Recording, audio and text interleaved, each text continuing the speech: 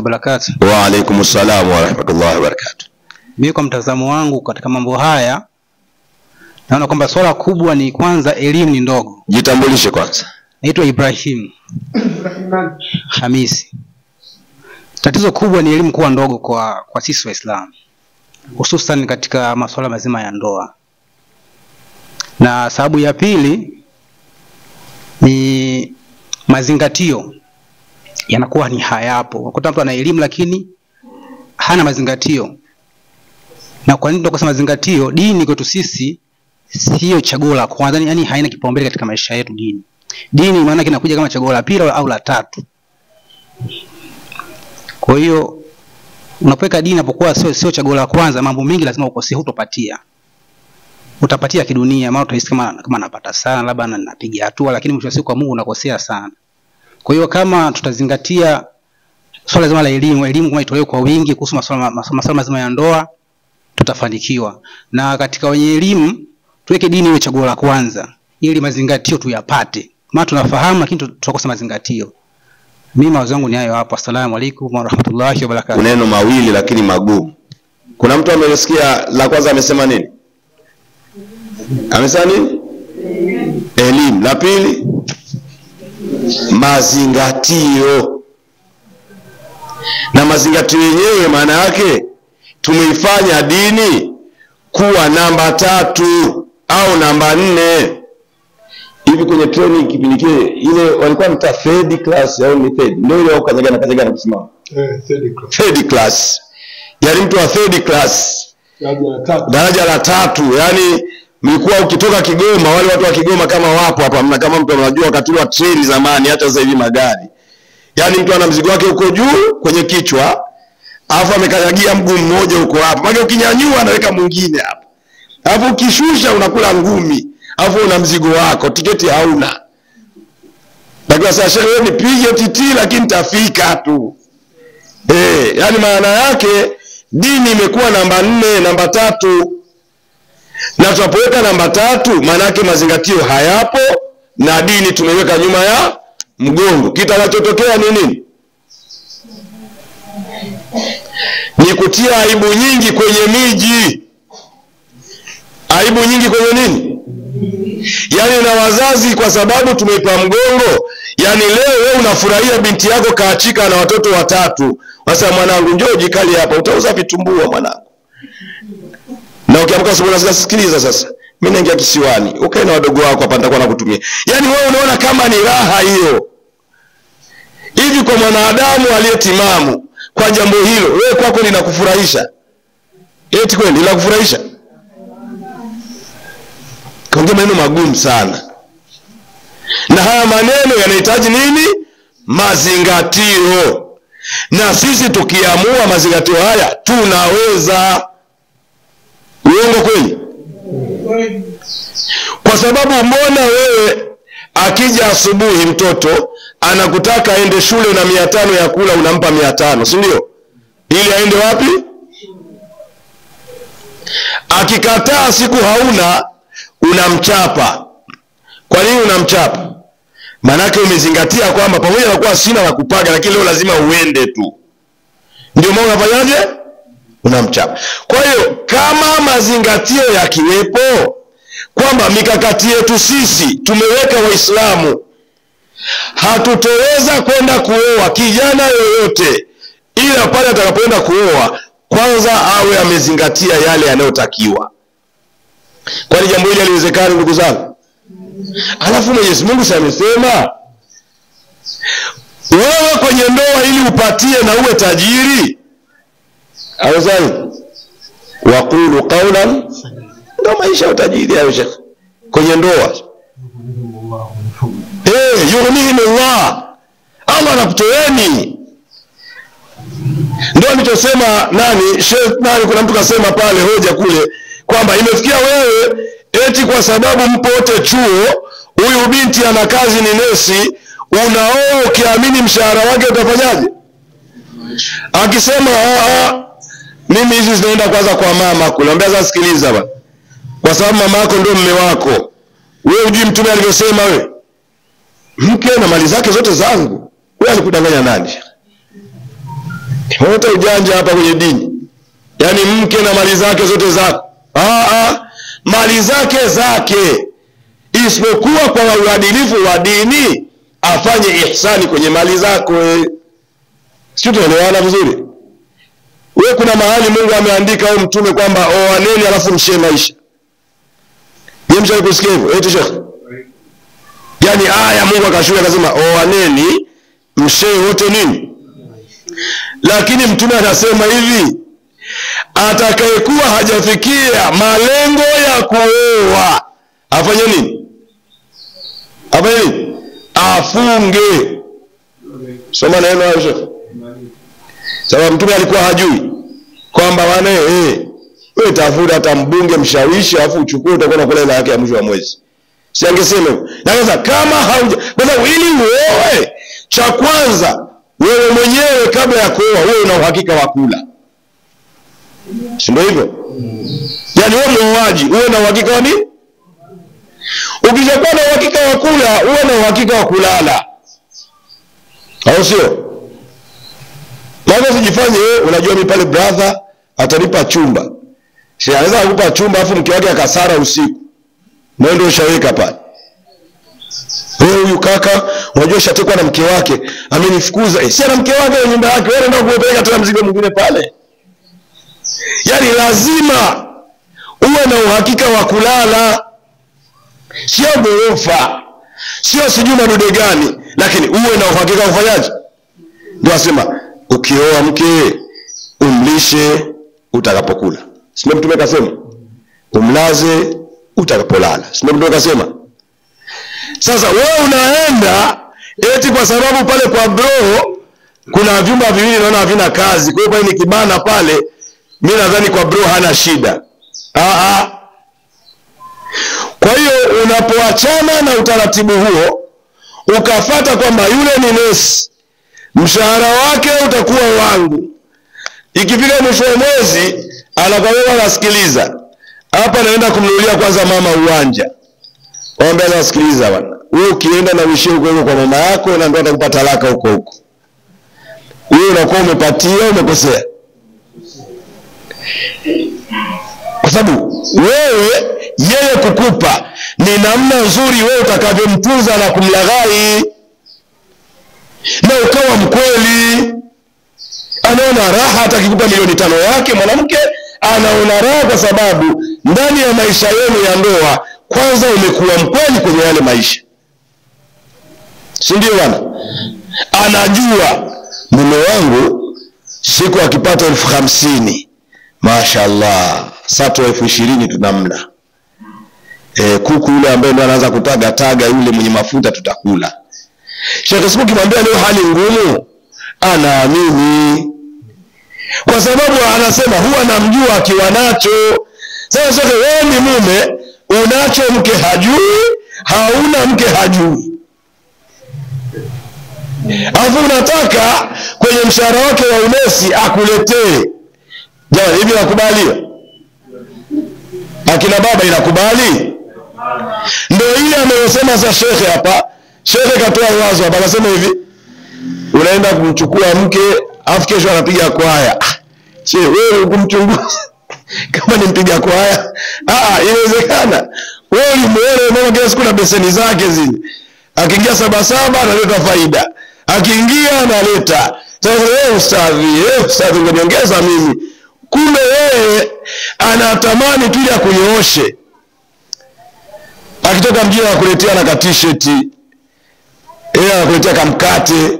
Asema mna shaka utasilimu Sio umetazama dini? Yaani malengo tuliyoko hapa kwamba Mungu na mtume wanatutaka kabla ya kuozesha, kabla ya kuoa ufanye nini? Tajassas, uchunguze. Kwa hiyo wakina mama ninyi sasa mnadhani sasa hivi hawa vijana akina baba wamekuwa katika kwenda kutafuta mke wa kuoa, hawatazami dini ambayo mtume ndio alielekeza. Assalamu wa rahmatullahi wa barakatuh. Wa alaykum assalam wa rahmatullahi. Kwa jina ninaitwa Maisara Saidi. ni mwenyekiti wa kina mama Masjidi Islamia Kabangaja. Cha kwanza, tumeiendekeza dunia. Hilo ndilo sababu ya kwanza inayotusumbua. Pili, tuna tamaa ya pesa. Kijana akija kuoa kwangu, nina binti yangu, kwanza nitamwambia mwanangu, yule kijana kweli ana uwezo wa kuninunulia simu? Ndio mama anao. Basi nikimtuma, nikipata ile simu, tayari nimepata mkwe. Siwezi tena kuangalia dini yake. Hivyo basi ndio maana sisi wazazi tunashawishika, na vijana hawataki kuangalia huyu binti aliyekuja kwanza kuniomba simu ya mama ana malengo yapi. Hebu kwanza nirudi nyuma kwenye dini. Hayo yote hayapo. Ina maana sababu ni kuendekeza dunia. Tumeiendekeza sana, mambo ya Mwenyezi Mungu hatuyaangalii. Assalamu alaikum. Wa alaikum. Assalamu alaikum wa rahmatullahi wa barakatuh. Wa alaikum assalam wa rahmatullahi wa barakatuh. Mimi ninachoona cha kwanza kabisa, Jina mmomonyoko wa maadili umekuwa mkubwa sana. Kwa majina naitwa Rehema binti Masudi Mera. Mmomonyoko wa maadili umekuwa mkubwa sana, kwa sababu nikiangalia miaka ya nyuma zamani ndoa zilikuwa zinadumu za wazazi wetu, kwa zinadumu mpaka wanazeeka, mpaka wanazikana, kwa sababu walikuwa wanafuatilia kwanza moja, walikuwa wanafuatilia dini, wanafuatilia yale maadili, kwamba binti amepata mchumba, lazima utafanyika upelelezi. Yule kijana anakuja kumchumba huyu binti, anatoka familia gani, wana tabia gani? Kama tabia imewaridhisha, watamkaribisha, wapokee barua. Pia na kwa kijana, wataenda kuchunguza kwao binti ana maadili gani, kwa familia yake kwanza, ukoo wake ukoje, kuna dini, kuna tabia nzuri, kisha wanapokea nini? Posa. Kwa hiyo ndoa, unakuta ndoa zinadumu, kwa sababu walikuwa wanafuatilia vyote. Dini wanaifuatilia, wanafuatilia pia maadili, kuna tabia nzuri, aidha kuna tabia mbaya. Kwa hiyo ndio maana ndoa sasa hivi, ndoa za sisi wazazi, ndoa za watoto wetu, hata sisi wa mama, hazidumu, kwa sababu binti akipata mchumba anatetemeka, kama alivyosema mwenyekiti wetu hapa, anatetemeka. Unaona zile mahali, hapo na milioni 1.5 zinakuja, hujui yule kijana kwao wakoje, familia yake ikoje, ana tabia ipi, ana dini, ama ni mcheza kamari, ama ni mnywa pombe, hujui. Wewe bado umeona mpata mkwe, basi unamposa mtoto, aenda Moshi, unafurahia. Lakini kumbe yule kijana hana maadili na wala hana dini. Saa nyingine kama binti yako kwa kumpenda nini, umbo na uzuri tu, lakini ana tabia mbaya. Ndio binti pia anataka umekubali kuolewa na yule kijana, kwa kumwona kijana ni mtanashati, kijana anavaa smart, kijana ana simu kubwa, binti anakubali kuolewa haraka. Akiingia ndani kwa nyama, umetenda njoo nyumbani utembee, anakuta kuna bonge la TV, una kitanda 6 kwa 6, anasema hapa nitatoka, huyu ndo atanioa. Lakini kunakuta maadili ana na dini haipo. Assalamu alaikum wa rahmatullahi wa barakatuh. Sasa tunakwenda tunapata sasa, kwa sababu tumepata kwa muda huu, na bado ofisi ya kadhi itapanga rasmi siku moja tuje mapema, tukubaliane tena, kama ni Jumapili, tukae vizuri kwa pamoja, kwa sababu malengo anachoamini mimi, kama sababu tutakuwa tumezijua, alafu tukala yaamini kwa ajili ya Allah, kwani kuna dhambi gani? Hivi yeye mnadhani kuna hasara gani eti mtoto wako wewe ukasema kwa wewe, baada ya kukuchunguza, mwanangu sikiliza, mimi ndio nimekuzaa, nimekulea na nimekupeleka kwenye masomo, lakini nataka huyo ambaye mwanamume atakayekusudia wewe kukuoa, sio utakayeletea wewe taarifa alafu nikukubalie. Tutafanya uchunguzi, ikishindikana tukaona haiwezekani, hatutokubalia. Kwani kama tukianza elimu kama nilivyosema mapema na watoto wakapanda hivyo, hivi inaweza ikafikia mahala kweli watoto wakashindikana? Eti inawezekana wakashindikana?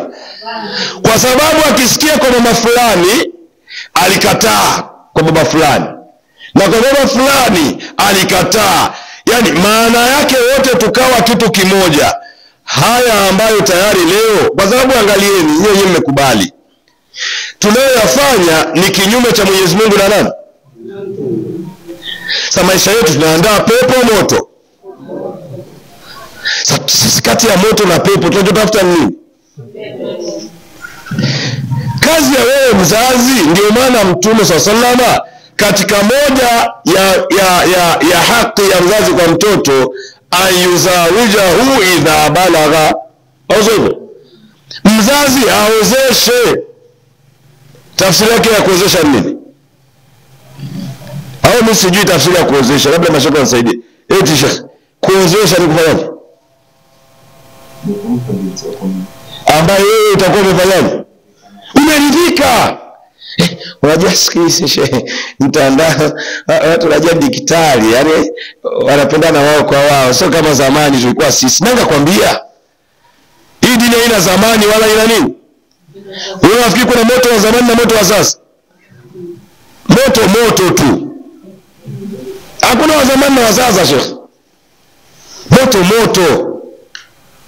Sasa hivi mfumo unajua wa sasa mpaka imefikia mahala, yani Sheikh anaenda kufungisha,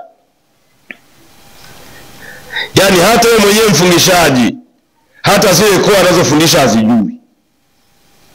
Shahidi anayeenda kusimama kazolewa hapo, na kwa taratibu za dini shahidi wa namna hiyo hasihi, na hiyo ndio unaweza kaiharibu. Maana ukishakosea kipengele kimoja, maana yake ndio imefanyaje? Mzee fulani pale ndio atakuwa shahidi hapa.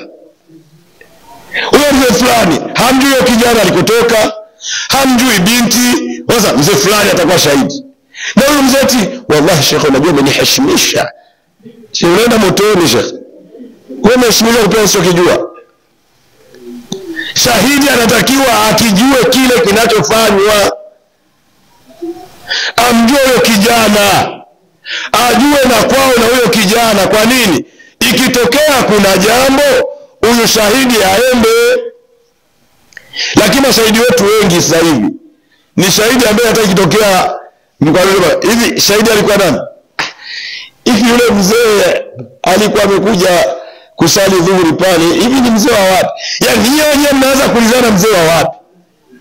Au sio hivyo? Sio maharibiko ya ndoa. Kwa hiyo utaona kwamba sisi tunadhani eti tumerahisisha. Unajua Sheikh, ndoa ni kurahisisha Sheikh.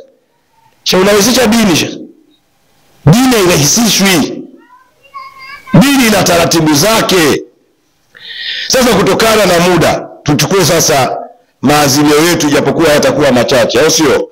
Kabla hawaja ingia kwenye kusummarize, kwa sababu nadhani ni kama pia ni mkubwa pale kagusa kwamba kwa nini pia sasa Mtume ametaka wewe mwenye binti akija kijana au mtu yeyote kuoa, yani wewe mzazi umeelekezwa na dini, umtazame anayekuja kwako, mtazame kwa vitu vingapi? Dini na tabia.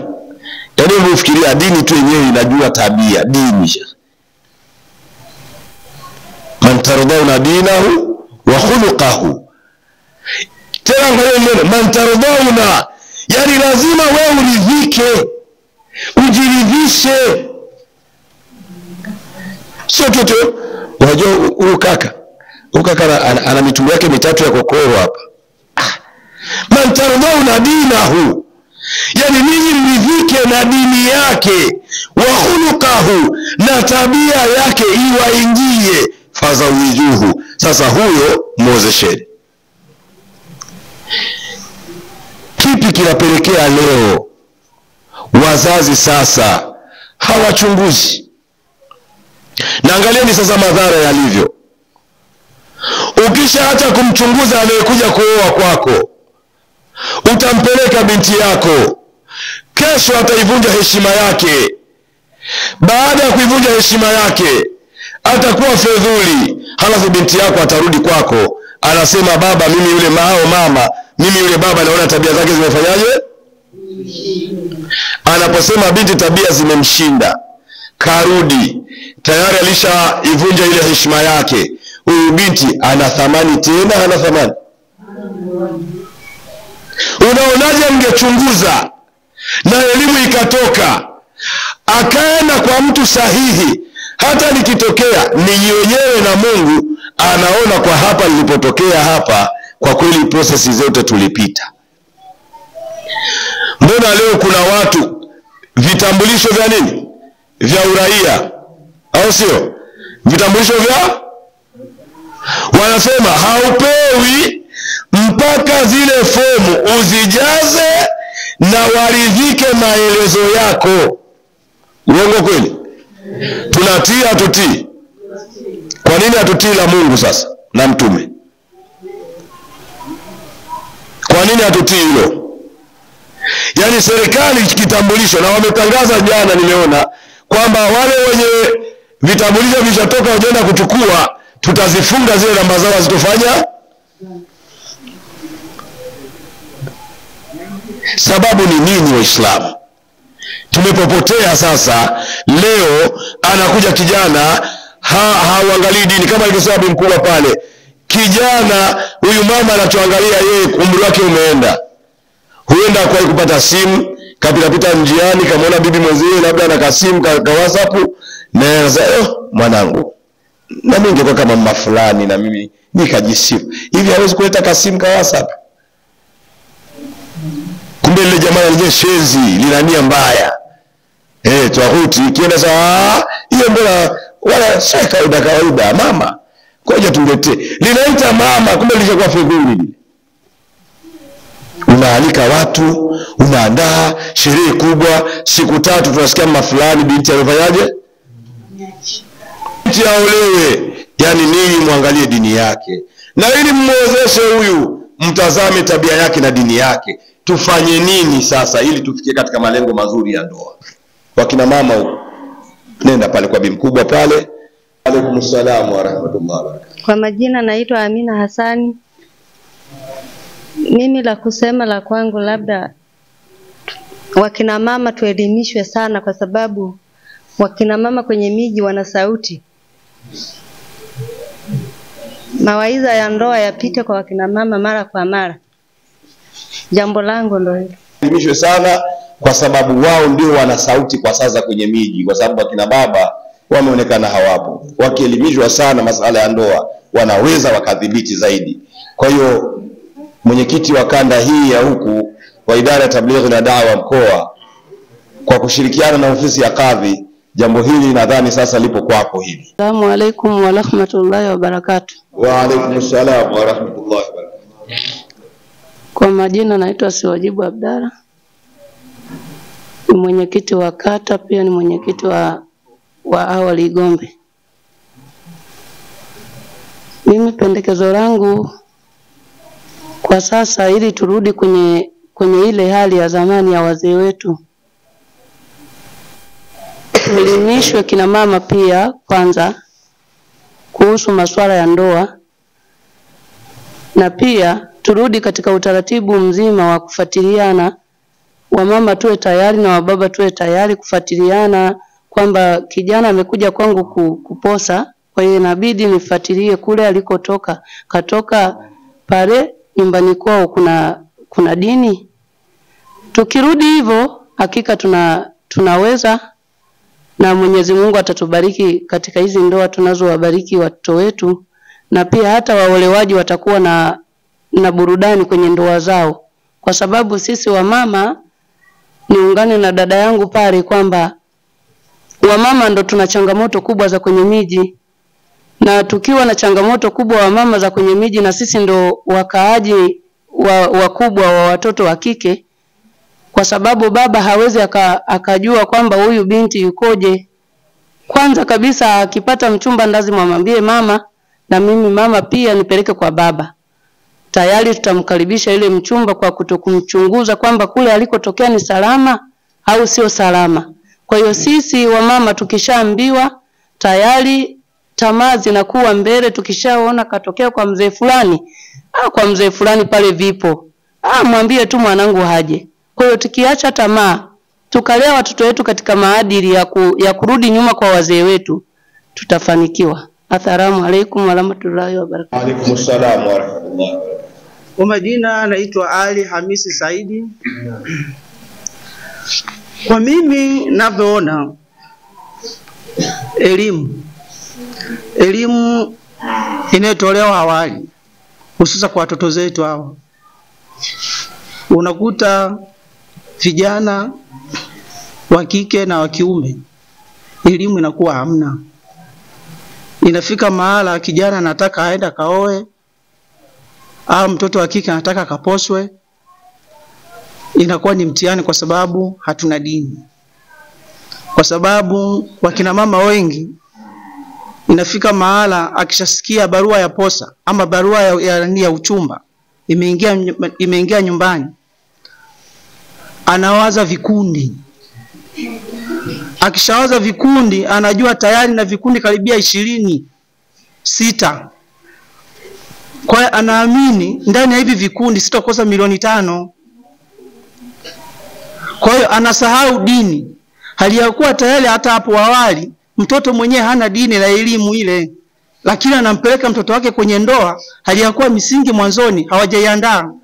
Kwa sababu wazazi wengi sasa hivi wamesahau, watoto hawapelekwi kwenye misingi ya dini, kwa hiyo hawapewi elimu. Mimi ninachoshauri vijana wetu, aidha watoto wetu tunayowazaa kwa sasa, tuwape elimu ili wapate kujifunza pindi wanapokuwa wamepata ndoa na kuoa.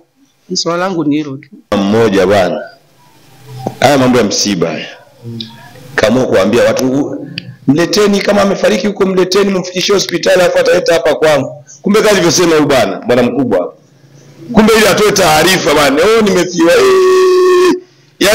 vipi yani mimi nawachangiaga tu wenzangu, nawachangia. Kwani na mimi ndugu yangu na mimi sije kachangiwa?